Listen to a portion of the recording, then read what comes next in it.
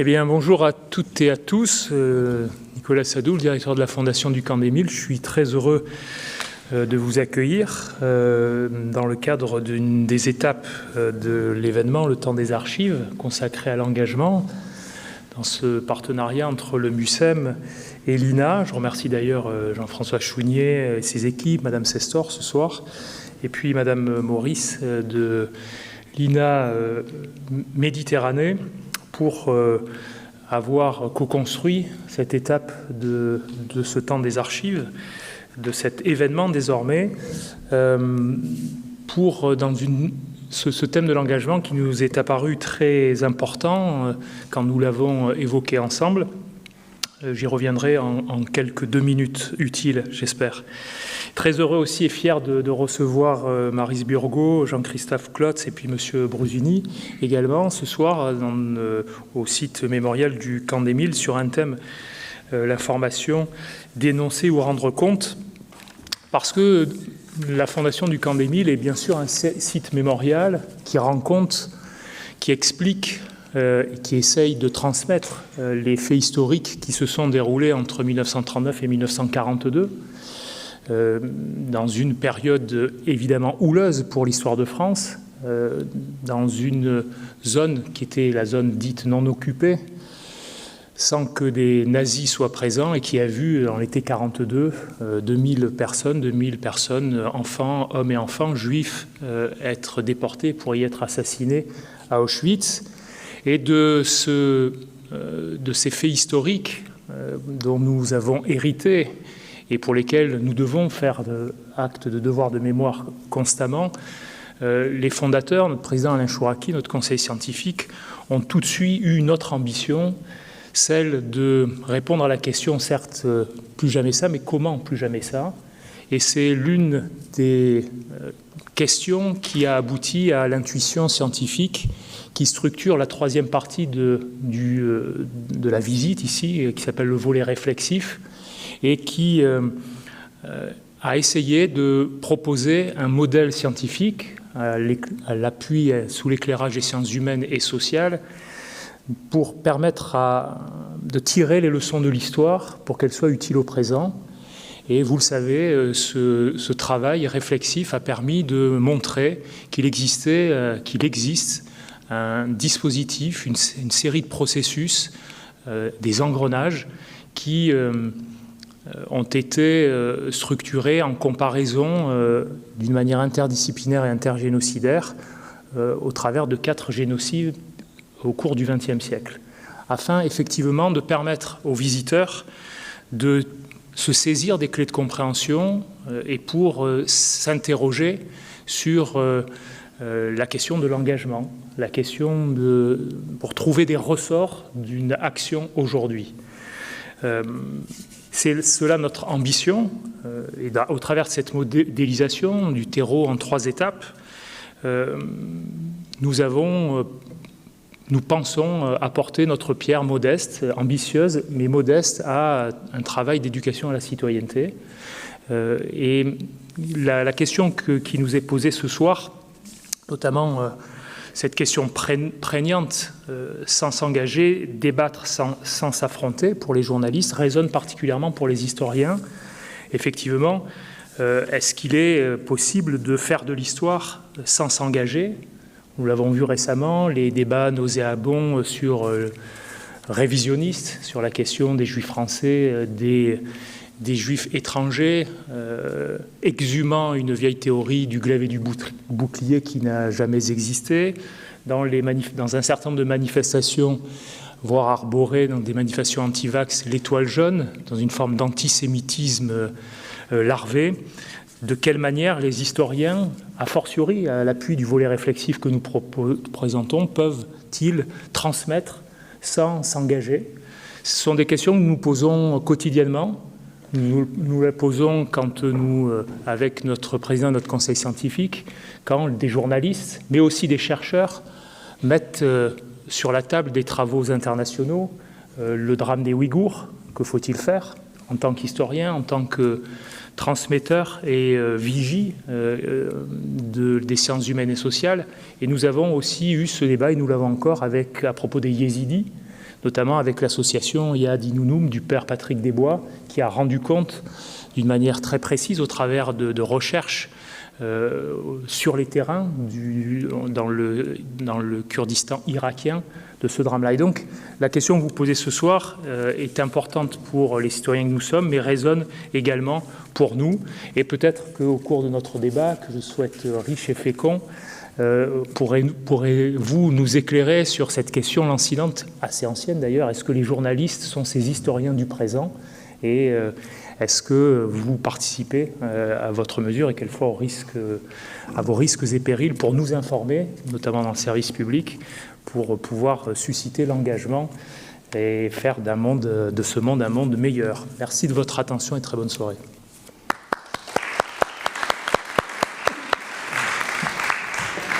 Alors, d'abord, historien de l'immédiat, même c'était Jean Lacouture qui disait ça, magnifique journaliste, et précisément on est dans un lieu chargé d'histoire avec une immédiateté qui m'environne, celle des journalistes qui sont ici, une immédiateté immédiate pour celui qui ne redoute pas le pléonasme avec Maryse, de retour d'Ukraine, et Jean-Christophe Klotz, connu beaucoup pour ses travaux sur le génocide rwandais. Je voudrais vous remercier infiniment d'être là, parce que voilà, ça fait partie d'un engagement aussi que de venir passer du temps, écouter des gens et participer, parce que vous verrez, contrairement à l'impression que je donne, il m'arrive de céder la parole aux autres. Et donc, vous pourrez évidemment poser des questions. Je voudrais remercier énormément mes amis du MUSEM qui sont là, et puis mon ami et mes amis de l'INA, François, Mireille, Clémence, enfin voilà quoi, toute la tribu du temps des archives, parce que c'est un moment important. Alors, pour moi, c'est un moment presque troublant, parce qu'il se fait que je connais bien ces deux personnes, j'ai travaillé avec l'une, et j'ai un infini respect, une estime, une admiration pour tous les deux, pour Jean-Christophe et toi. Ce ne sont pas des gens qui sont dans le côté, la balance entre rendre compte ou dénoncer, ce sont des enragés. Je les définirais de la sorte. Maryse, derrière le sourire, est une enragée du travail, une enragée du reportage, une enragée du contact des gens, une enragée de l'écoute. Et Dieu sait si ça fait du bien, ces enragés-là. Et Jean-Christophe est un enragé de la vérité, un enragé de la réflexion, d'à quoi tout ça sert.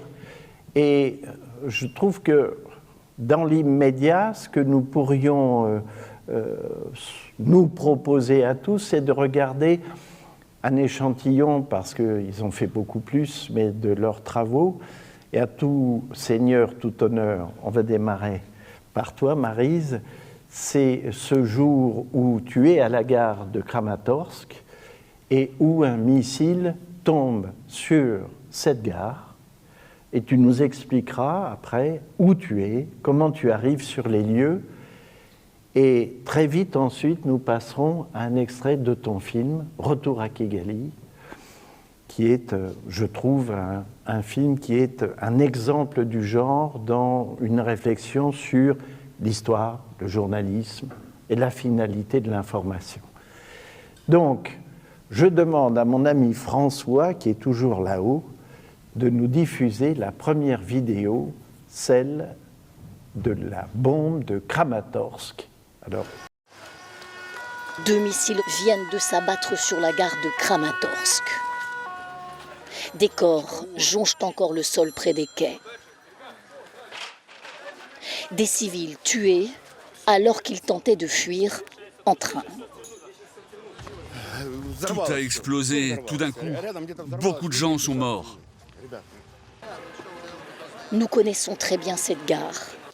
Nous y tournons depuis 3 jours. C'est l'endroit où sont rassemblés les civils qui quittent cette région est de l'Ukraine. Une femme est en larmes. L'un de ses proches a été tué sur le coup. Plus loin, une peluche sur le quai. Et devant la gare, un homme hébété. Il venait d'arriver avec sa grand-mère au moment de la frappe. Je viens juste de sortir son corps sans vie de la voiture. J'étais parti acheter des cigarettes là-bas et ça a bombardé. Et j'ai vu que ma grand-mère était morte. J'ai couru pour aider des gens plus loin, un peu plus loin là-bas. Devant la gare, cette femme, elle voulait partir. J'ai eu de la chance, j'étais de l'autre côté des quais. Devant la gare sur la pelouse, l'un des 2 missiles russes, avec cette inscription. Elle signifie « Pour nos enfants ». Ce sont les fascistes russes. Ils ont même écrit sur cet engin que c'était pour venger leurs enfants. Stupéfiante attaque, car voici à quoi ressemblait cet endroit où nous étions ces derniers jours. De longues files d'attente pour tenter de prendre un train vers l'ouest du pays. Et à l'intérieur, une gare bondée en permanence. Un endroit désormais synonyme de violence aveugle. Beaucoup de blessés sont encore entre la vie et la mort dans les hôpitaux de la région. Alors, Maryse, toi, tu dis que cette gare, tu la connais bien.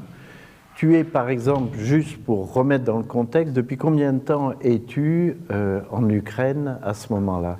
Alors, bonjour à tous. C'était ma 2e mission Ukraine. Ma 3e, non, ma 2e. J'étais depuis, je dirais, 8 jours en Ukraine. Et en fait, on était dans la région de Kramatorsk et dans l'Est depuis 3-4 jours. Et cette gare, on la connaissait très bien parce qu'on y allait quasiment tous les jours, parce que on voulait montrer que beaucoup de gens tentaient de fuir toute cette région à est du Donbass et que le point de ralliement des gens qui fuyaient, c'était Kramatorsk. Donc j'y ai tourné 2-3 jours, sereinement, sans jamais penser un instant que les Russes pouvaient envoyer un missile sur cette gare. Et donc on diffuse plein de sujets, etc. Et un matin, j'avais un tournage prévu avec les policiers de Kramatorsk qui allaient en patrouille. Et on arrive et c'était la panique parce qu'ils nous disent il y a un missile qui vient de tomber à la gare. Et donc on est très vite allé avec les policiers. On est arrivé, je ne sais pas, 10 minutes après l'explosion. D'accord. D'où ce sentiment de fébrilité, y compris de toi, dans le récit, parce que finalement tu montes, là c'est un journal de 13 heures, ouais, et donc tu montes à toute vitesse. Ouais. Là on a 3/4 d'heure pour monter le sujet, même pas je pense, parce que j'ai dû faire un France Info d'abord. Il faut imaginer, en fait c'est ça que les gens n'imaginent pas toujours, c'est que ça je l'ai fait en 45 minutes quoi. Et donc, il faut peser ses mots quand même. On sent qu'on est sur quelque chose qui est dramatique. Bien sûr. Et moi-même, j'en perds ma voix. D'ailleurs, j'ai pas de voix, là. J'ai perdu ma voix sur le champ. Je suis arrivée, j'ai vu, et j'étais tellement stupéfaite, parce que, franchement, j'étais sidérée. Je ne pouvais pas croire que ce soit possible. J'ai perdu ma voix. Je me suis dit, il faut quand même que j'arrive à faire ce sujet. Donc, j'ai eu le temps de faire un France Info, donc un direct sur France Info, qui m'a pris, je sais pas, 3/4 d'heure à peu près, le temps de se mettre en place. Parce qu'en fait, quand les Russes envoient un missile, souvent ils envoient une 2e salve. Donc on a tourné en 10 minutes. Parce que je n'arrêtais pas de dire, il faut partir, ils vont en renvoyer un. Ils l'ont pas fait.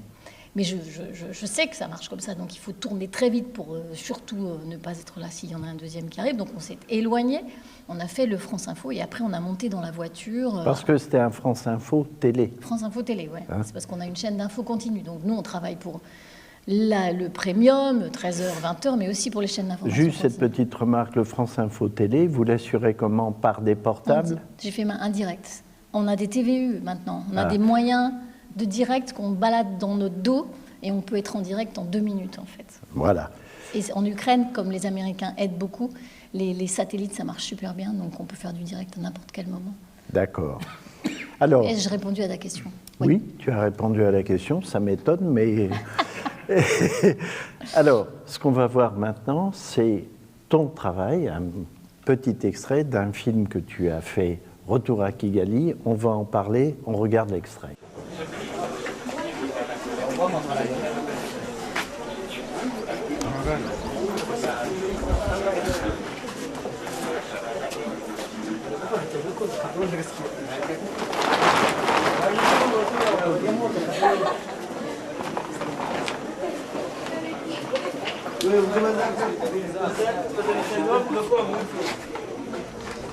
Victimes, assassins, bourreaux, réfugiés, déplacés, orphelins.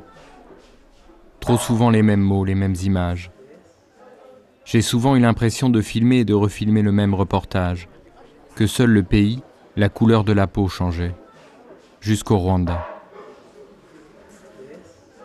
Une chose est de filmer pour dénoncer, mais lorsque dénoncer ne suffit pas à changer les choses, ne reste plus que le spectacle de l'humanité malade. C'est sans doute là que commence le voyeurisme.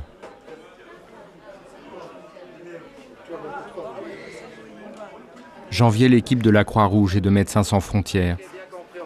La présence de Philippe Gaillard et de son équipe avait réellement un sens. Ils soignaient, ils sauvaient.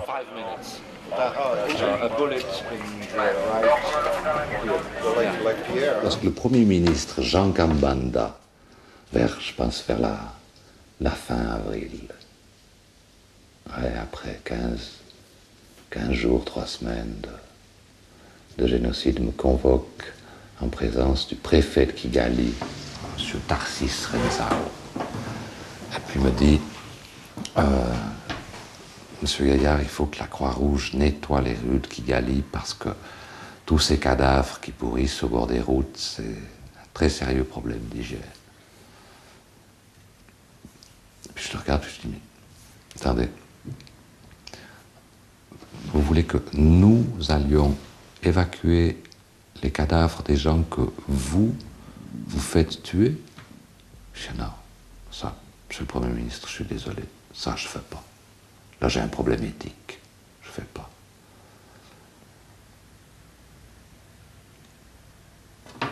Et puis c'est à ce moment-là qu'il me dit, ce qu'on pourrait faire, c'est mobiliser les prisonniers de la prison centrale de Kigali, habillés en rose, les prisonniers au Rwanda.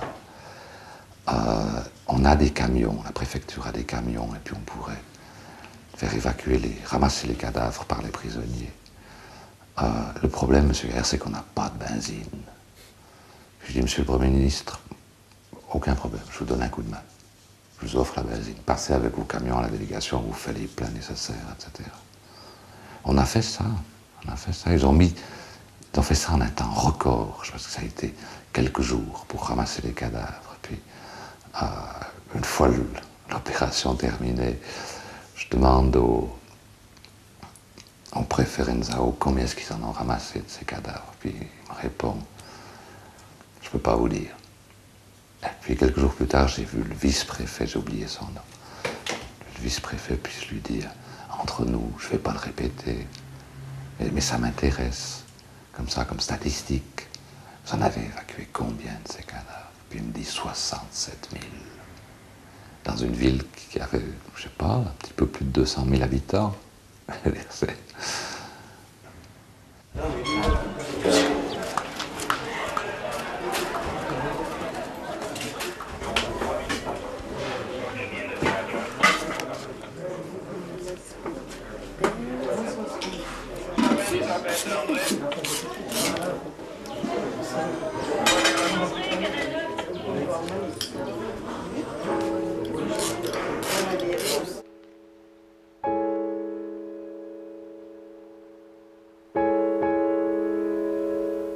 Alors, Jean-Christophe, ça c'est une sorte de retour sur un épisode de l'actualité génocidaire à laquelle tu as assisté. Donc, est-ce que tu peux nous remettre dans le contexte cet extrait, à la fois dans le temps et dans cette démarche avec une phrase qui est terrible, quand tu parles de dénoncer, que dénoncer ne sert à rien, et c'est là qu'on côtoie les frontières du voyeurisme. Oui, alors, donc pour bien comprendre, j'étais reporter de télévision, comme Maryse, donc quelques années avant ce reportage, en 1994, j'étais au Rwanda pendant le génocide. Oui. Donc c'est là où j'ai filmé les images de gens blessés. Voilà, c'était dans l'action, on va dire. Comme Maryse dans sa gare. Comme en Ukraine, voilà. Alors, et une petite différence, c'est que moi je travaillais, mais on pourra en parler tout à l'heure, dans ce qu'on appelle le magazine. C'est-à-dire, je ne travaillais pas pour le journal télévisé. Oui. Il fallait donc construire un sujet, le convaincre que c'était ça qu'il fallait faire. Enfin, c'était tout un bazar. Enfin, c'est un peu pareil, mais à plus... Sur un terme plus long. Voilà, c'est ça. Donc, je tourne la plupart des images que vous voyez en 1994. Et donc, environ 10 ans plus tard, je retourne au Rwanda, à Kigali, avec ces images tournées en 1994. Et j'essaye de retrouver les gens que j'avais croisés à l'époque. Voilà, j'essaye de réfléchir sur ce qui s'est passé, pourquoi on n'a pas pu empêcher. Tout à l'heure, on parlait de Plus jamais ça. Alors, moi, j'ai grandi avec le Plus jamais ça. Bon, là, c'était de nouveau ça. Ouais. Et qu'est-ce qui a fait que ça a été encore possible, malgré tout ce qu'on nous a dit, malgré tout ce qu'on sait, malgré la presse, malgré tout, quoi, l'éducation. Malgré toi, d'une certaine... Voilà, c'est ça. Malgré la presse, oui. Nous, quoi. Donc, malgré les observateurs. Donc... je réfléchis au mot observateur parce que ouais. C'est justement le Rwanda a fait que je suis passé de observateur à acteur. Enfin, disons que je ne pouvais plus me contenter d'observer et d'être le comptable des horreurs de cette planète. C'était un choix personnel que j'ai. Mais c'est intéressant de comparer avec la trajectoire de Maryse, parce que Maryse travaille pour France 2, qui est la grande chaîne de service public qui diffuse ces reportages. Moi, je travaillais pour une agence de presse où on ne diffusait pas nos images. Il fallait convaincre un diffuseur que c'était important de diffuser ces images, et non seulement convaincre, mais il fallait vendre ces images. Il y a un commerce, auxquels les journalistes ne sont pas directement associés, mais il y a des gens chez CAPA dont le boulot, c'est de vendre... CAPA, c'est le nom de la société. CAPA, c'est l'agence de presse où je travaillais. Excuse-moi, par quelles circonstances tu te retrouves à être au Rwanda au moment où le génocide a lieu, ce qui était quand même très rare? Alors, donc, un tout petit rappel, en gros, personne n'avait... Enfin, beaucoup de gens n'avaient pas entendu parler du Rwanda jusqu'au génocide de 1994. Donc, il y avait eu des heurts au Burundi un an avant, mais bon, même moi, journaliste, je savais à peine où ça se situait. Et donc, ça commence en avril, le 6 avril 1994. On apprend que le président du Rwanda et le président du Burundi ont été tués dans un attentat. Un missile a pulvériser l'avion présidentiel. Et dans les minutes qui suivent, des massacres de grande ampleur commencent, d'abord à Kigali, puis à travers tout le pays. Donc, j'ai été très frappé par le mot que tu as employé tout à l'heure, par stupéfaction. Peut-être on y reviendra. Oui. Je trouve que c'est très très juste, quoi, ce que tu as dit. Ta position, tu es stupéfaite, et tu n'essayes pas de faire plus que ça, quoi. Et donc, en gros, le monde est sidéré par ce qui se passe. Oui. Et on met plusieurs jours à comprendre à peu près ce qui se passe. C'est qu'en gros, il y a une partie de l'appareil d'État qui est en train de commettre un génocide contre une partie de la population rwandaise. Voilà. Alors pourquoi moi j'y suis à ce moment-là ? Je vais essayer de faire court. Je travaillais, une des émissions pour laquelle je travaillais, pour laquelle CAPA travaillait, s'appelait 24 heures sur Canal+. Donc là, pour le coup, on était diffuseur. C'est un peu compliqué, je pourrais revenir dessus si vous voulez. Mais donc, Canal+ diffusait une fois par semaine une heure de reportage que nous fabriquions. On peut dire en 2 mots que le principe, c'était de mobiliser plusieurs équipes dans une sorte d'unité de temps, de lieu, hein, ce qui faisait sa force d'ailleurs.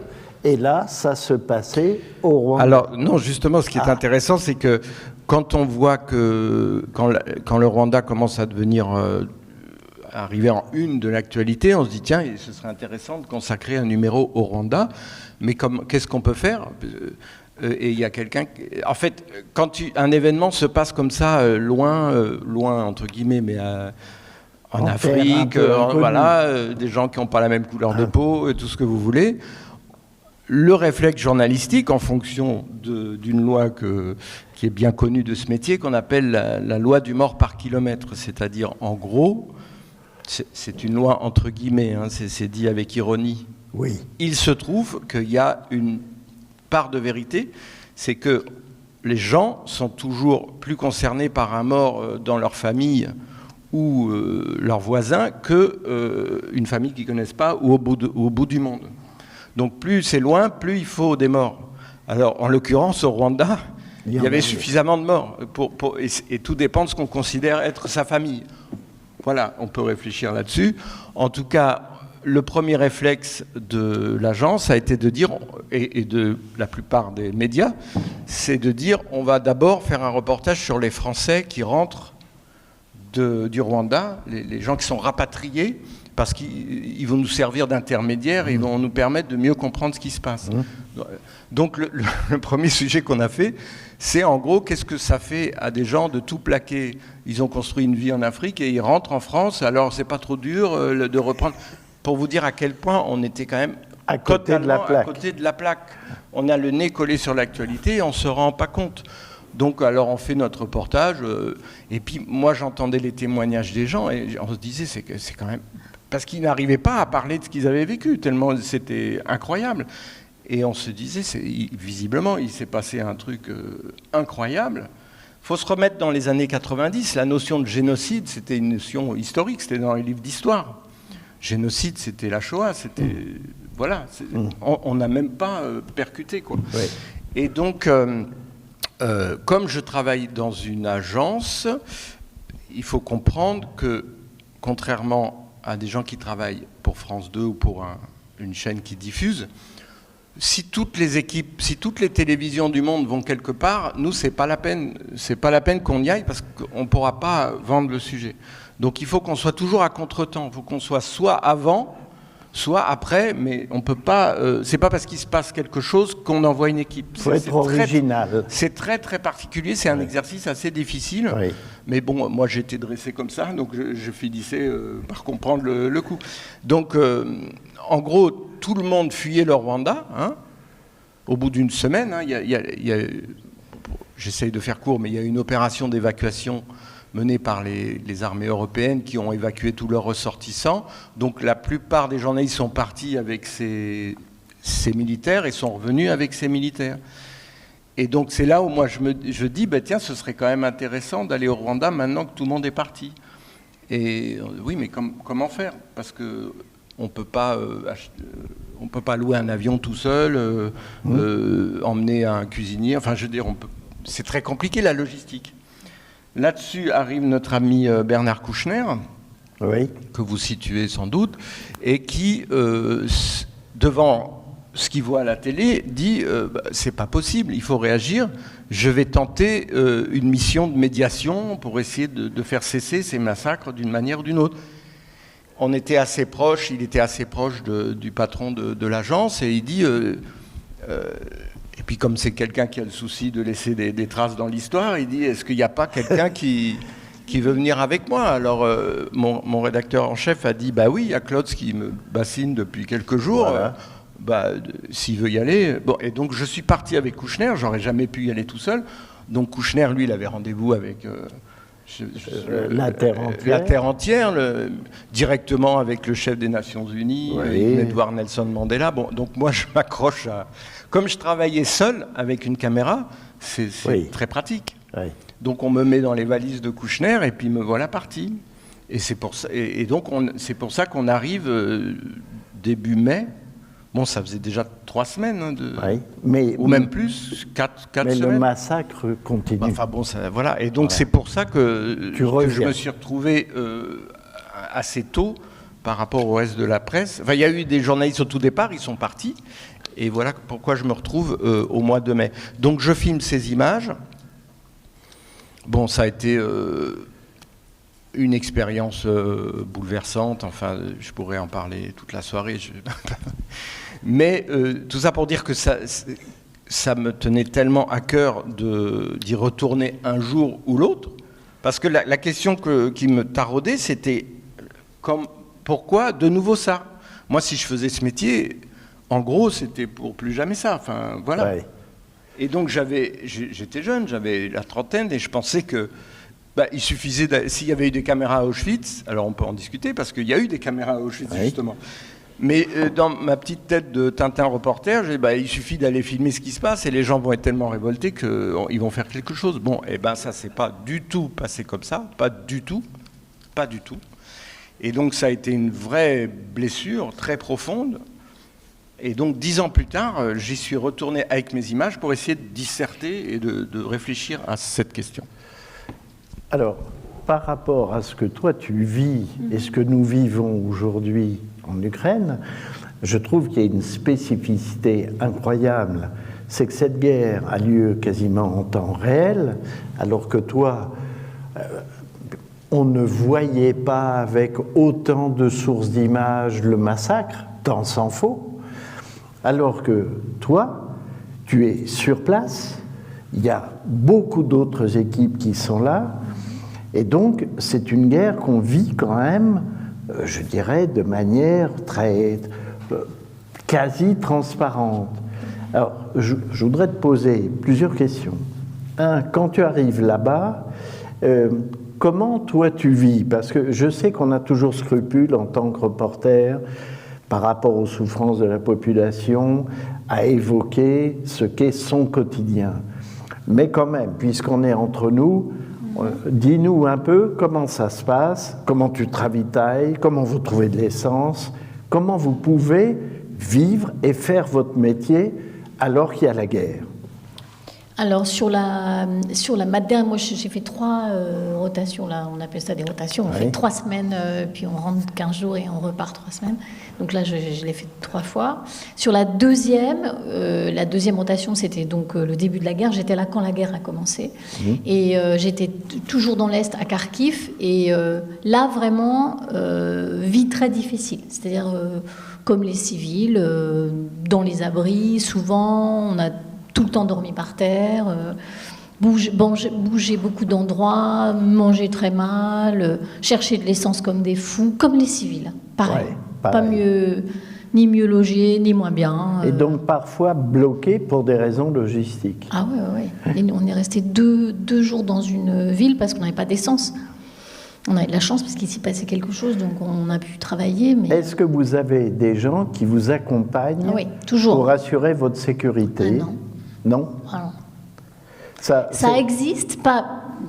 Dans le monde anglo-saxon, ça existe. Ouais. Et en Irak, moi je suis allée une fois en Irak où j'allais dire affublé, parce qu'en fait je trouve ça totalement inutile. C'est toi qui ne souhaites pas. Ah non, mais moi, c'est pas que je souhaite ou souhaite pas. Moi, ça appartient à une boîte. Je suis le doigt sur la couture du pantalon. Je peux pas dire. Comme chacun sait, tu es très obéissante. Non, mais j'ai le sens de la hiérarchie. Et si le patron dit je veux que tu partes avec un garde du corps, j'ai pas le choix. Je pars avec un garde du corps.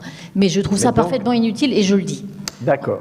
Mais là, on n'a pas de garde du corps, ce serait complètement inutile. Mais on a un fixeur, ce qu'on appelle un fixeur, c'est-à-dire quelqu'un qui parle la langue, qui est du pays et qui est peu ou prou journaliste. Alors, souvent, c'est pas des journalistes. Comment on le trouve?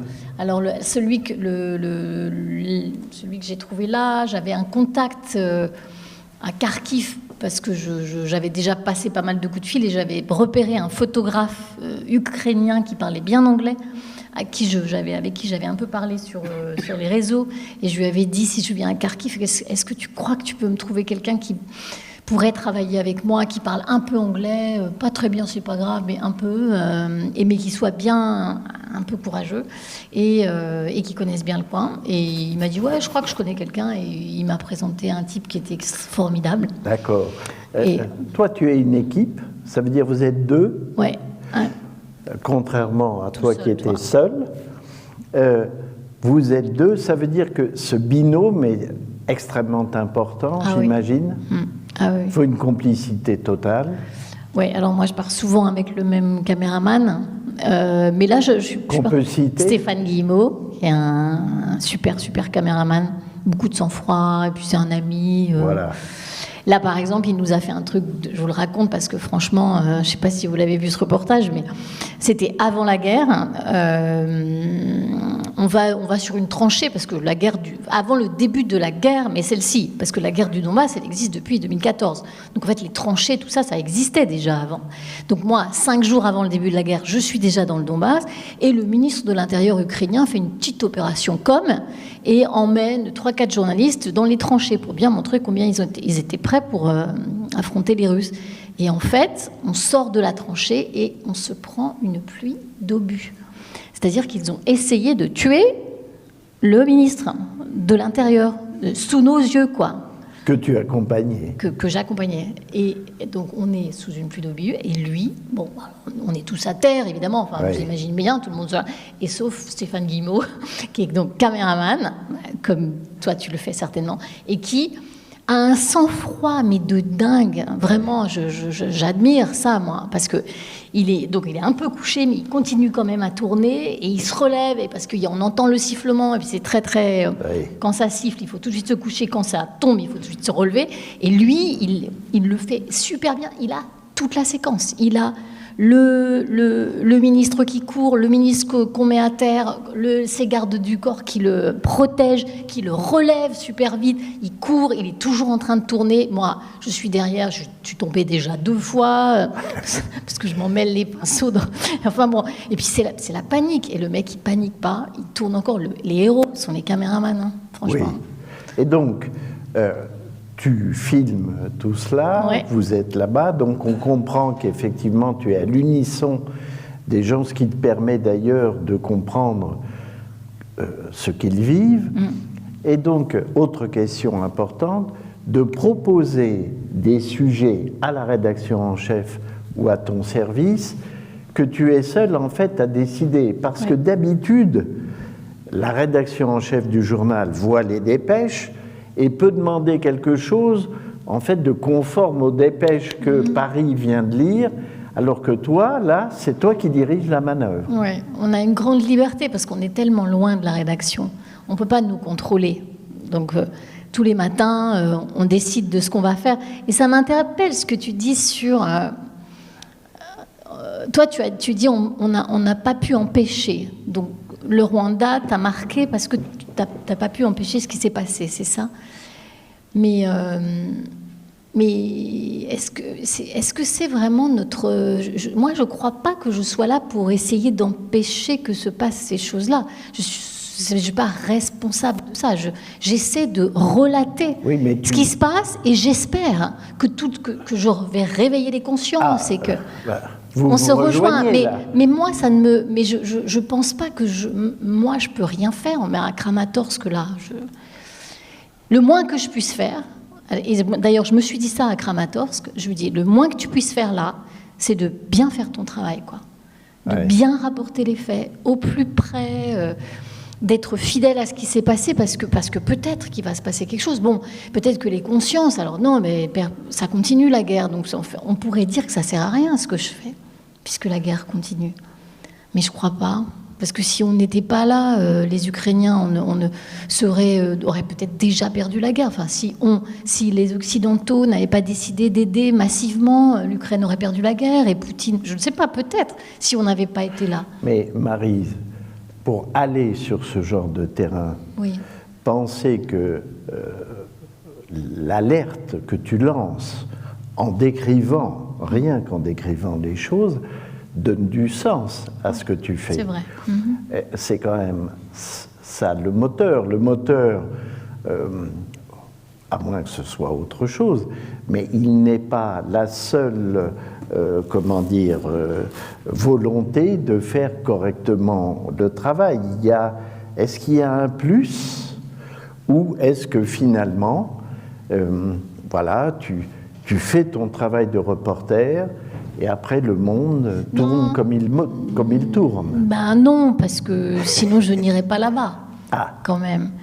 Mais je trouve que si déjà nous faisons bien notre travail en conscience, je pense que déjà on a quand même un peu un rôle et il est déjà important. Tu trouves pas, Jean-Christophe? Mais j'ai eu cette conversation avec des confrères et puis des gens qui n'étaient pas journalistes qui disent mais moi j'y suis pour rien ce qui s'est passé au Rwanda. Mais je suis pas d'accord. C'est-à-dire qu'au Rwanda on est dans un contexte de génocide. Donc c'est très particulier. C'est pour ça que je dis j'ai souvent eu l'impression de filmer à Sarajevo ou ailleurs. Oui. C'est un peu toujours les mêmes histoires. Voilà. C'est terrible à dire, hein, mais jusqu'au Rwanda, parce que là, on est dans un génocide. Et moi, une des choses qui me structure, enfin, je ne suis pas le seul, hein, c'est qu'on ne peut pas accepter un génocide, qu'on soit journaliste ou pas. Pour être tout à fait clair, une partie de ma famille était en camp de concentration, donc évidemment, ça a résonné, mais on n'est pas obligé d'avoir de la famille en camp de concentration pour se sentir concerné. Mais donc, après Sarajevo, par exemple, je sais pas, j'ai dû partir en vacances, vous voyez, j'aurais été... Mais là, c'est un contexte de génocide, donc pour moi, c'était fini, quoi. J'étais plus journaliste, parce qu'on s'est retrouvé dans une... Alors, tout à l'heure, j'ai fait une petite pique sur Kouchner. J'étais pas tout seul, parce que j'étais avec lui. Et s'il veut laisser... Enfin, moi, ce que je trouve assez admirable chez ce monsieur, qui a un certain âge maintenant, c'est que, évidemment, il veut laisser une trace dans l'histoire, mais je pense que la finalité, c'est d'essayer de... C'est pas de passer à la télé. La finalité de Kouchner, c'est d'essayer de faire quelque chose. Il a un moyen... Et pour lui, c'est capital qu'il y ait des images et que les gens en parlent. Donc voilà, c'est sérieux. Et puis, pour dire les choses, quand même, dans ton film... On le voit alerter et tu finis par obtenir de lui le fait qu'il a parlé directement avec François Mitterrand et que donc l'appel au secours n'a pas fonctionné. Et voilà, donc ce que moi j'ai vécu... Et il en pleure même. Oui, voilà. Mais le Rwanda, pour ceux qui ont vu ça d'un peu plus près, on pleure beaucoup, mais c'est des larmes de colère. C'est des larmes de colère, c'est pas des larmes de tristesse, c'est des larmes de colère devant l'impuissance. Et tu es toujours en colère. Ah ben, j'ai toujours les boules, quoi. Mais bon, je suis un être humain. Mais en tout cas, j'ai eu une discussion avec un illustre confrère que nous connaissons tous les trois, que je ne vais pas citer. Il me dit, mais Jean-Christophe, on n'est pas là pour changer le monde, on est là pour le raconter. C'est même une phrase que j'ai mise dans un film de fiction que j'ai consacré au Rwanda. Oui. Ces deux conceptions, bon, ça se rejoint évidemment, mais comme dit Philippe Gaillard, qui est quand même un sage, hein, ce type-là que vous avez vu tout à l'heure, qui lui aussi, il a quitté, il a arrêté après ça.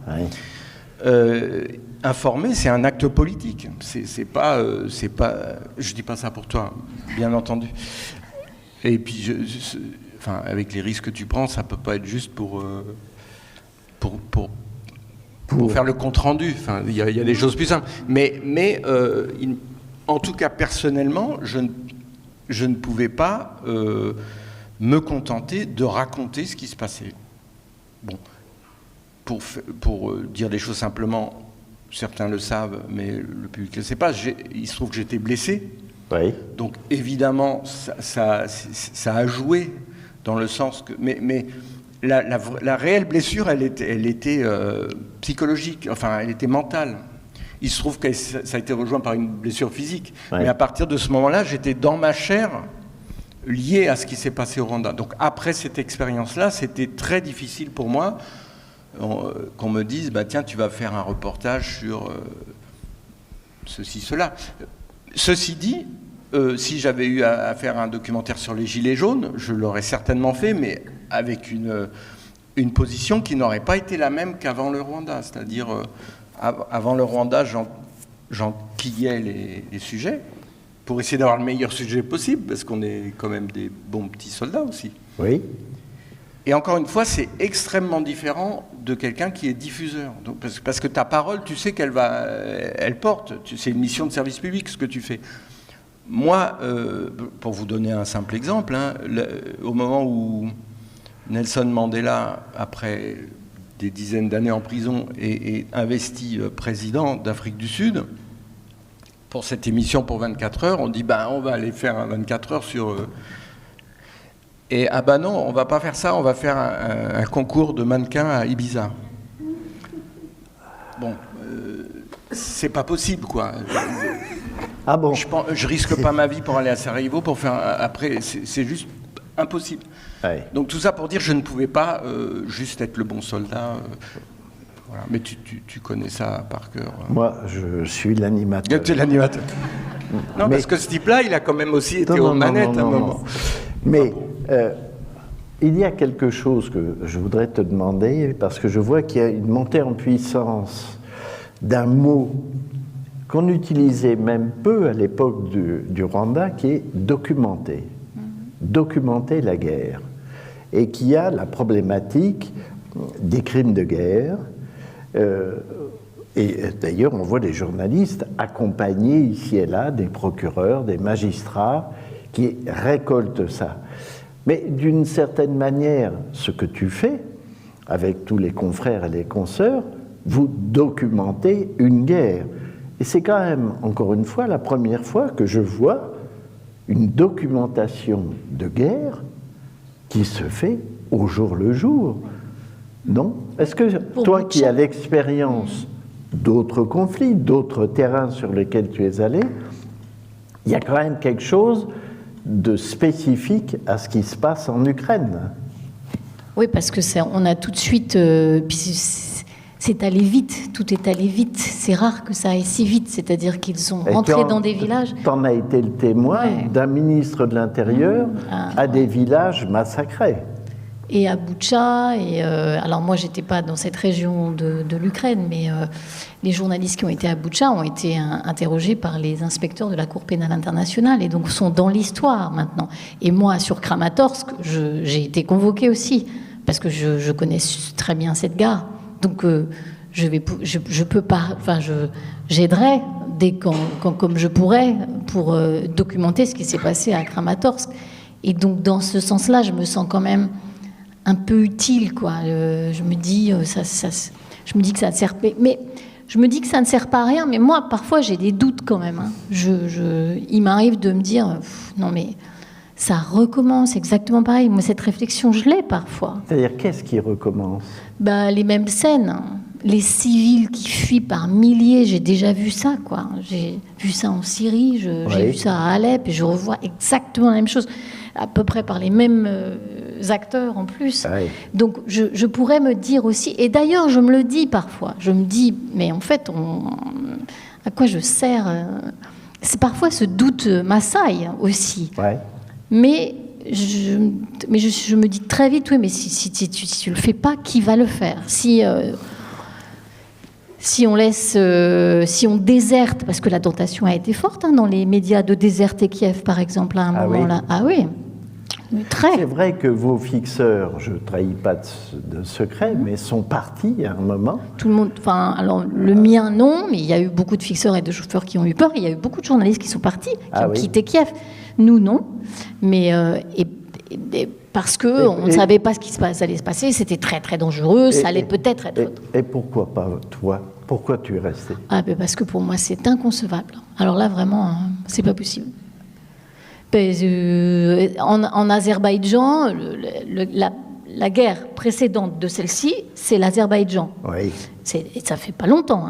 Donc, en fait, il y en a des guerres. Oui. Et en Azerbaïdjan, ça a été 6 semaines de guerre éclair aussi. Oui. Et j'ai vu les civils sous les bombes, les morts, etc. Et j'ai vu la même scène que celle que j'ai vue sur ce dernier conflit en Ukraine.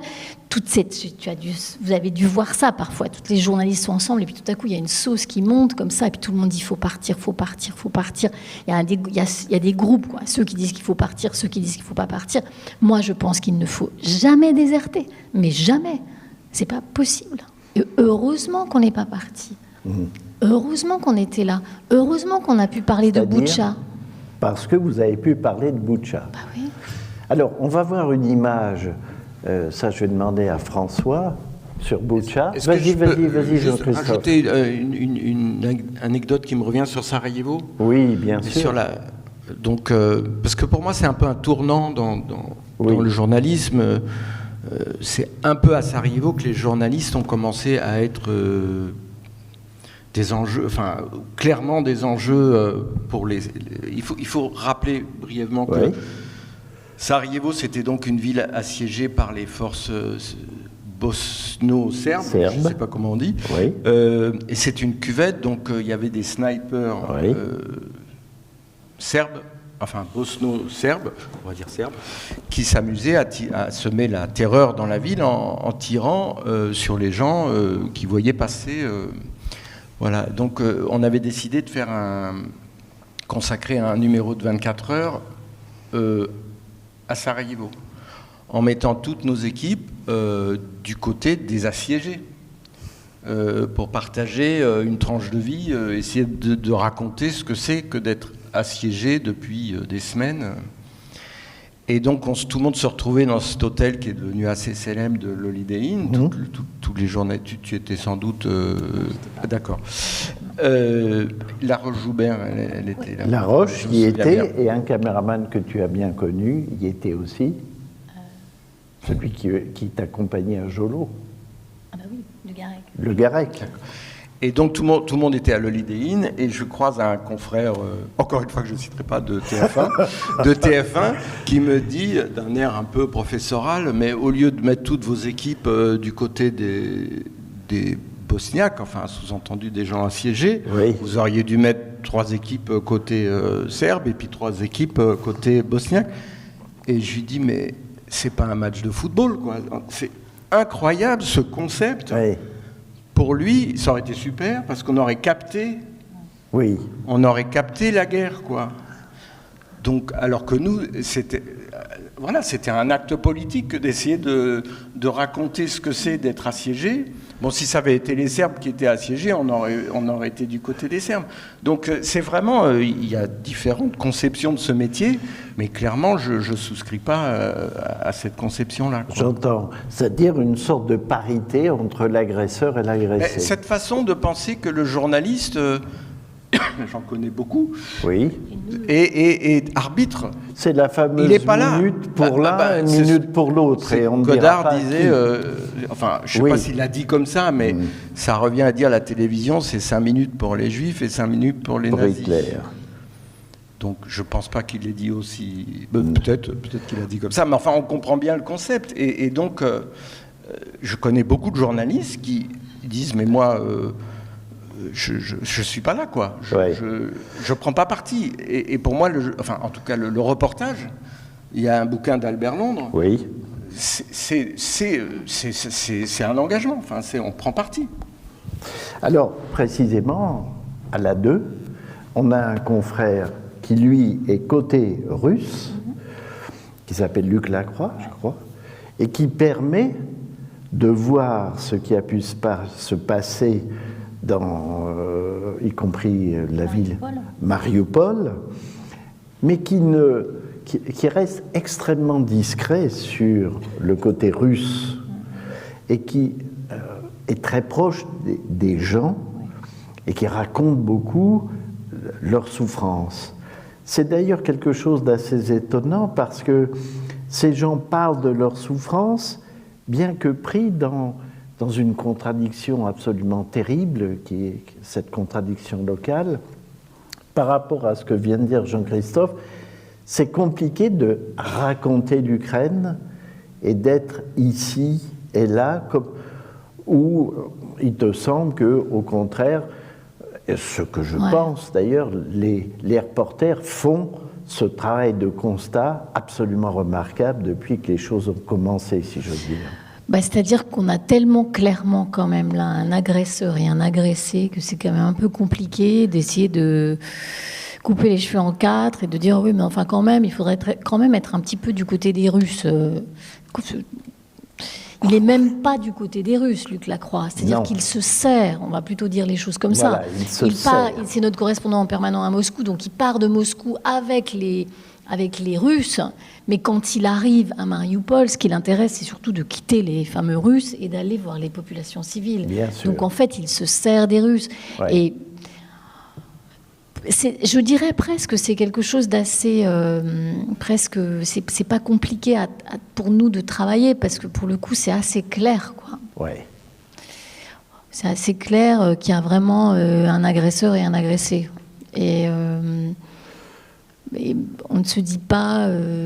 mais alors, moi, quand j'étais dans le Haut-Karabakh, c'était un peu pareil aussi. Hein. Et puis quand vous êtes à Alep, vous avez aussi le sentiment qu'il y a un agresseur et un agressé. Enfin, oui. C'est quand même... D'autant qu'on, comme tu l'as dit, on retrouve un peu les mêmes. Oui, exactement. On retrouve Je crois aussi que le métier du reporter, parce que là, on parle des reporters. Oui. Parce que dans le journalisme, il y a beaucoup de formes de journalisme. Exactement. Là, on parle des gens qui vont sur le terrain, qui vont collecter ou ramasser ou témoigner. Oui. Témoigner de ce qu'ils voient. C'est ce que faisait Albert Londres. Oui. Mais après, tous ces gens qui partent... donc moi, j'étais côté bosniaque, mais évidemment, c'est très important qu'il y ait des journalistes du côté serbe. Voilà. Et ensuite, il y a des gens qui contextualisent, il y a des éditoriaux, il y a des historiens, il y a des... font de la géopolitique. Je ne dis pas qu'il faut être... qu'il faut... je ne dis pas, mais je le pense un peu. On est un peu justicier.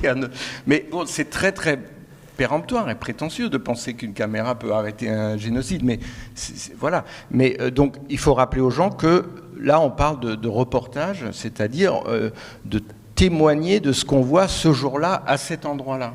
C'est très important de comprendre ça. Alors, Boutcha a été un moment fort après Kramatorsk, dont on a... Avant Kramatorsk. Avant Kramatorsk, pardon. Je fais souvent la confusion. Je voudrais qu'on voit juste cette image, si François peut nous envoyer ce fameux tweet des Russes qui ont voulu montrer en inversant, je dirais, le regard, que tout ça peut-être était une mise en scène. Voilà, c'est ça. Ça, c'était le reportage remarquable de Comte. Et ça, c'est changer et ne plus regarder le massacre, mais regarder les journalistes. Alors, je trouve qu'il y a là, dans cette tentative de la part des Russes de désinformation, qui ont été d'ailleurs démontés fortement sur le temps, les gens qui auraient été des comédiens, qui se seraient relevés, tout ça a été battu en brèche. Néanmoins, il y a ce retournement. Alors ça, je voudrais te demander si ce sont des scènes auxquelles tu assistes, de voir beaucoup de journalistes, vous êtes nombreux, parce qu'on ne peut pas faire autrement et que c'est comme ça, et que contrairement à ce qu'on pourrait croire, cette image n'est pas un vecteur de désinformation, mais au contraire de montrer une part de la réalité de ce qui se passe sur le terrain. Alors moi, j'étais pas à Boutcha, donc j'ai pas vu cette scène où il y avait... Mais c'est vrai qu'à un moment, Boutcha est devenu tellement gros que les journalistes, tous les journalistes qui étaient présents à Kiev, voulaient y aller à Boutcha, parce qu'il fallait documenter ce qui sera sans doute qualifié comme crime de guerre. Moi, j'ai pas vu ça parce que moi, j'étais dans l'Est. J'entends. Et il y avait très peu, j'en étais très peu de journalistes à Kharkiv, à Kramatorsk lors de la gare. Je parle très peu. Simplement de manière générale, où parfois on peut se retrouver effectivement à plusieurs en train de filmer une même séquence, parce que on est dans un convoi escorté par des personnes. Et que c'est ainsi, de la même manière que dans la salle des 4 colonnes, si on retourne la caméra, on voit une batterie de journalistes qui veulent la parole politique de l'homme ou de la femme qui est là. Oui, c'est sûr. Elle est vraie, la photo. Hein. Elle est vraie. Il y avait bel et bien plein de journalistes à Boutcha à un moment donné. Ça n'enlève pas le fait que ce soit quand même... La véracité de ce qui s'y est passé. Et en fait... c'est la preuve qu'il y a beaucoup de journalistes, tout simplement, qui s'intéressent à cette situation. Ouais. Ni plus, ni moins. Oui, le reportage dont tu as montré que le début. Oui, on pourra le montrer si tu veux. C'est toi qui... Eh bien, écoutez, voyons-le. Tu nous diras après ce que tu voulais dire. Non, c'est parce que c'est directement lié à ça. Mais... Eh bien, tu préférais parler tout de suite? Vas-y, dis. Non? Vas-y, bon. suis ton programme. Mon programme s'improvise. Alors allons-y, montrons. À Boutcha, commune de 36 000 habitants, le fracas des bombes n'a jamais cessé durant près d'un mois. Jour et nuit, quotidiennement.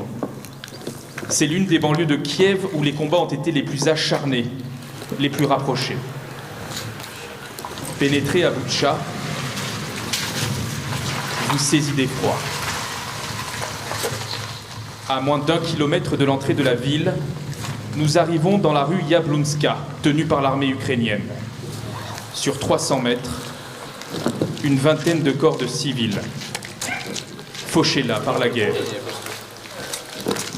Des hommes non armés, parfois âgés. 2 d'entre eux sont morts sur leur vélo.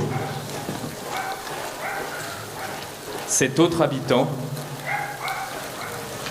gît devant son portail. Ne vous approchez pas trop près. On ne sait pas encore s'ils sont piégés. Ces Ukrainiens sont morts récemment, mais il nous est impossible de savoir précisément quand et comment ils ont été tués. L'un d'entre eux a les mains entravées dans le dos, avec un chiffon blanc, une plaie à la tête. Je ne sais pas ce qu'il s'est passé. Peut-être ont-ils été torturés. Il va falloir enquêter. Ici, à Boutcha, les victimes civiles sont si nombreuses, 300 déjà identifiées, que les autorités de la ville ont dû creuser 3 fosses communes pour enterrer les corps. Cette femme, au loin, serre de toutes ses forces la main de son mari, anéanti et sans voix, face à cette mort qui l'entoure. Je n'ai pas vu ces gens se faire tuer de mes propres yeux, mais je les ai vus être pourchassés. Les soldats russes sortaient leurs armes et ils disaient « On va vous tuer ». Ils arrêtaient les voitures sans raison et ils tiraient aux lance-roquettes sur je ne sais quoi. C'est tout ce que j'ai vu. Des habitants tétanisés qui veulent que tout le monde sache ce qu'ils ont vécu ici. Toutes les personnes qui se dirigeaient dans ce secteur étaient abattues. On était effrayés de sortir, car si vous voyez, ils vous tiraient dessus. Je veux que vous flottiez mon visage. J'ai peur qu'ils reviennent. Alors que nous nous apprêtons à quitter Boutcha, un convoi officiel. Ce sont les frères Klitschko, ces anciens boxeurs engagés pour défendre l'Ukraine, venus demander l'ouverture d'une enquête internationale. Si vous, les Français, les Européens, vous restez silencieux et passifs, vous aurez le sang de ces gens sur les mains. Abattus d'une balle à l'arrière de leur tête, vous devez agir pour stopper cette guerre insensée et ce génocide sur le peuple ukrainien. La ville de Boutcha est aujourd'hui libérée, mais ses plaies ne sont pas prêtes de se refermer. Alors, juste avant de te donner la parole, on va juste dire qu'on diffuse ces images-là au camp des Milles. Et je le dis parce que je trouve ça important. Dis-moi. Oui.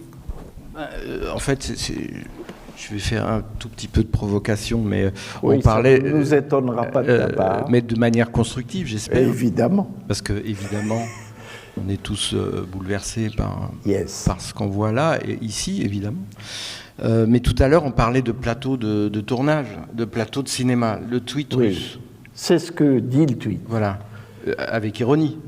Bien sûr. Sous-entendant, c'est pas vrai, c'est des figurants, ils sont pas morts. Hein. Voilà. Mais je reprends la notion de plateau de tournage. Oui. Moi, quand j'ai vu le truc, alors c'est peut-être parce que je regarde plus trop les infos et les langages, mais quand je vois le type en plateau qui a fait un super reportage, et remonter la rue pour dire une phrase avec les corps des malheureuses personnes derrière, j'ai sursauté de ma chaise, quoi. Ouais. Parce qu'il l'a peut-être fait 2 fois, 3 fois, j'en sais rien. Mais moi, ça me choque. C'est-à-dire que cet endroit n'est pas un décor, c'est pas un décor de plateau, quoi. Oui.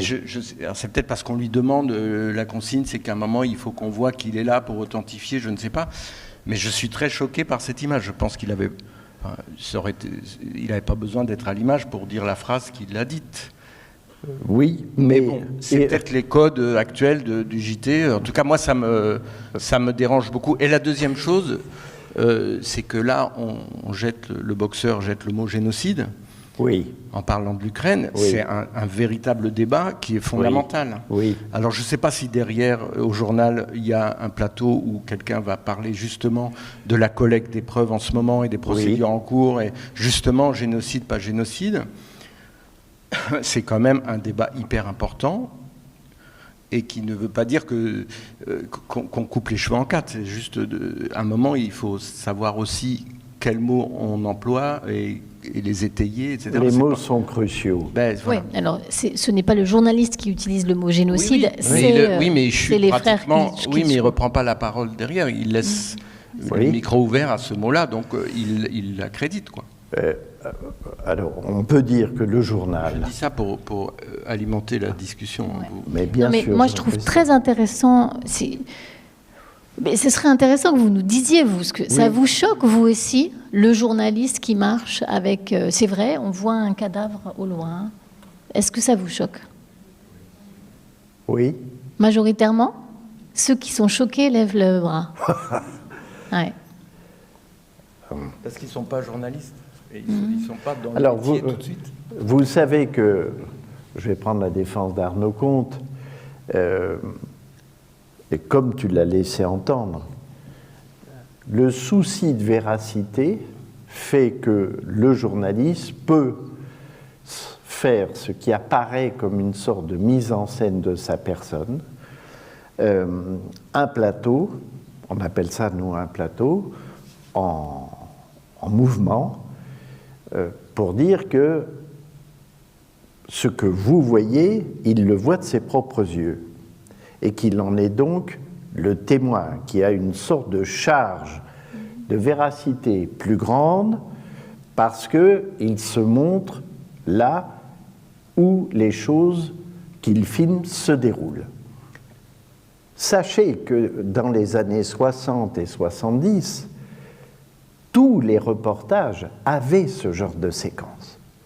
Que 5 colonnes à la une étaient entièrement bâties sur le fait qu'on voyait Roger Louis ou d'autres grands reporters de l'époque en déambulation, et que c'était un moyen de prendre les gens par la main, ce que le journal peut faire parfois dans des sujets qui s'appellent « Au coin de ma rue »,« Dans ma rue » ou autres, et qui était une sorte de médiation entre le téléspectateur et les choses filmées pour dire « je vous prends par la main, je vous accompagne et vous allez voir, je vais vous raconter la guerre ou d'autres choses ».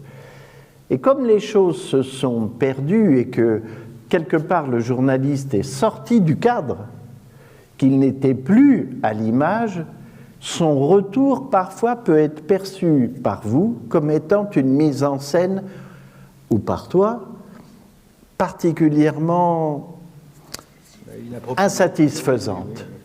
C'est-à-dire qu'il aurait peut-être pu, mais bon, alors il faut se remettre dans le contexte, il avait sans doute... Non, mais c'est quand même une discussion intéressante, même s'il n'a eu qu'une demi-heure pour faire son sujet, parce que même en une demi-heure, on a quand même le temps de réfléchir.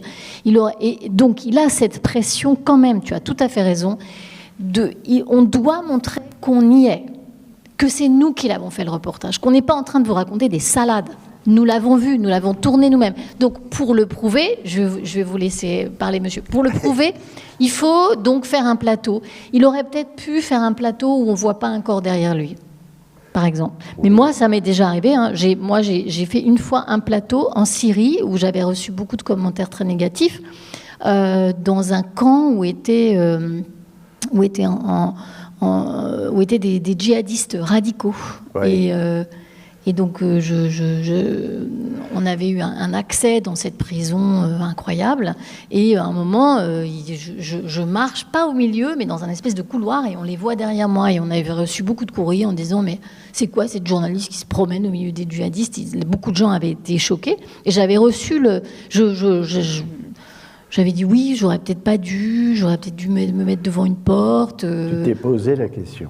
Ah oui, oui. À Kramatorsk, il y a un plan de toi, où on te voit avec ton gilet pare-balles presse, tu passes dans le champ, mais tu ne commandes pas Non. Tu es de dos. Tu ne regardes pas la caméra. Enfin, et tu ne regardes pas la caméra, là, évidemment mais elle est là. Mais je l'ai mis parce que je l'ai mis... Je l'ai mis parce que je me suis dit, il faut qu'on montre... C'est exactement la démarche dont vous parlez, monsieur.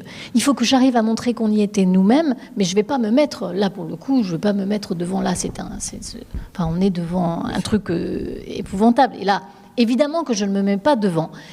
Mais je cherche une solution et je me dis, tiens, il y a ce petit plan... Tu fais du Hitchcock, en quelque sorte. Il y a ce plan-là de dos, ça prouve qu'on y est. Alors c'est subtil, parce que je ne suis pas sûre que vous l'ayez vu, le plan.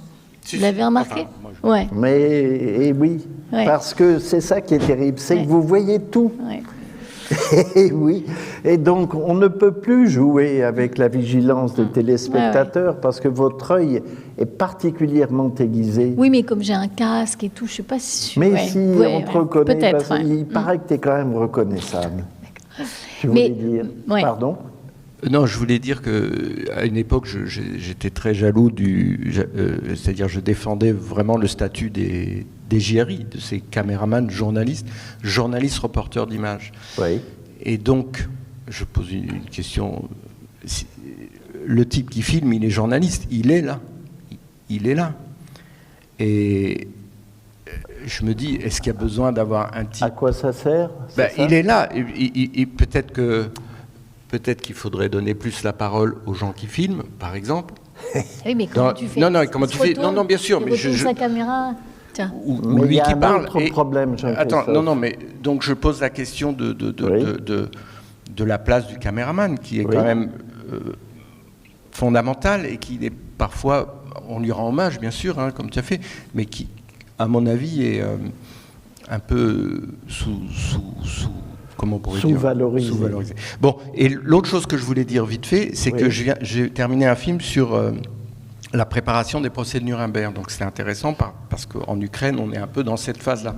Et donc sur l'histoire des gens qui ont documenté les images nazies, les équipes américaines qui ont documenté les images qui ont servi de preuve à charge au procès de Nuremberg. Et ils ont vachement réfléchi. Ah oui.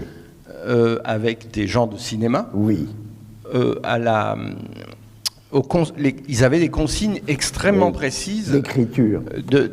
Voilà, il fallait faire un plan d'ensemble, il fallait faire un panneau, il ne fallait pas couper la caméra pour authentifier. Oui. Donc il y a des gens qui ont réfléchi à ça. Oui. Et donc il y a peut-être d'autres moyens que effectivement de marcher. Et le reportage est super, heureusement qu'il y avait quelqu'un. Mais là, on est déjà dans une discussion de grammaire de cinéma qui est un peu abstraite, mais qui pose quand même des questions éthiques importantes, quoi. Mais on devrait réfléchir avec nos téléspectateurs. Si ça les choque, c'est que c'est pas bien ce qu'on fait. Donc on devrait... comment fait-on Alors, tu as raison sur l'histoire du caméraman, mais je sais pas. Nous avons un autre problème. Ah bon. On en a des problèmes. J'en ai peur. Oui. C'est qu'au journal, quand on rend compte, par exemple, de la guerre en Ukraine, il y a les unitaires, comme on dit, fabriqués par les reporters, comme toi, mais il y a aussi ce que tu peux faire parfaitement, c'est-à-dire un commentaire en cabine sur des images venues d'ailleurs. Et les sources de ces images ne sont quand même pas extraordinairement indiquées au fil des plans. Il y a par exemple quelque chose que je trouve très intriguant, c'est ces images de drones ou des images souvent faites par des smartphones avec un logo qui se balade un peu comme ça au milieu, qui donne un côté un peu... étonnamment clownesque dans un cauchemar. Et je trouve que parfois le manque d'identification des plans, des sources, et en particulier de cette chose qui virevolte, induit des questionnements par rapport à mais d'où viennent toutes ces images, et on apprend parfois au gré d'une incruste en dessous que des vérificateurs ont été au travail, ce que je trouve absolument remarquable, et que donc il y a une procédure dont on parle trop peu finalement, de validation des sources d'images pour rendre compte de cette guerre en Ukraine. Oui, ça c'est un nouveau service chez nous.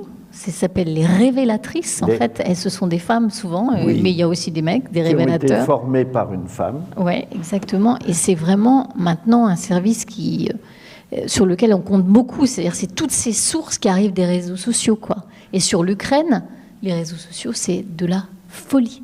Ouais. Tout le monde est sur Insta, tout le monde est sur Telegram. Il y a énormément de sources. Ils sont plus documentés que nous. Oui. Enfin, il y a plus de choses. Donc on est là avec une multitude de sources d'images plus impressionnantes les unes que les autres, et on ne sait pas quoi en faire. Parce qu'on veut être sûr que c'est bien, ça date bien d'hier, que c'est bien dans l'endroit où ça prétend être, que ça date pas d'il y a 8 jours ou il y a 20 ans. Enfin, c'est incroyable. Et on a un service, nous, qui fait ça maintenant. Donc on ne met dans nos sujets, normalement, évidemment, on commet des erreurs, mais on ne met que ce qui a été vérifié, double vérifié par nos équipes de révélateurs. Et si vous voulez, pour clore cette petite rencontre, je peux vous citer Albert, parce que c'est quand même notre saint patron. Je parle d'Albert Londres. Dans un texte qu'il a écrit en 1917, il venait de claquer la porte des militaires qui voulaient impérativement qu'ils disent ce que eux voulaient qu'ils disent. Et lui en avait assez. C'était le début de ce qu'on a appelé le journaliste embedded, qu'on a entendu après beaucoup en Irak et dans d'autres endroits, et qui fait toujours problème. Alors que disait Albert ?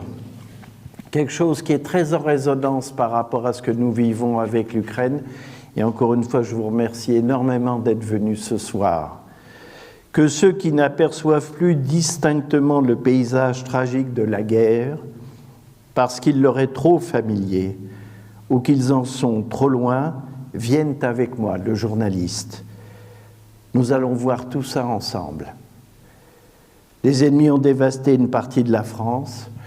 Sur des cinquantaines de kilomètres, il ne nous reste plus qu'à mettre des gardiens chargés de faire visiter des ruines. En marchant des journées entières dans ce qui fut une terre heureuse, vous n'entendez plus que des phrases du genre « Ici, ce devait être un boulanger, là, c'était vraisemblablement l'école ». Ça rappelle beaucoup l'Ukraine.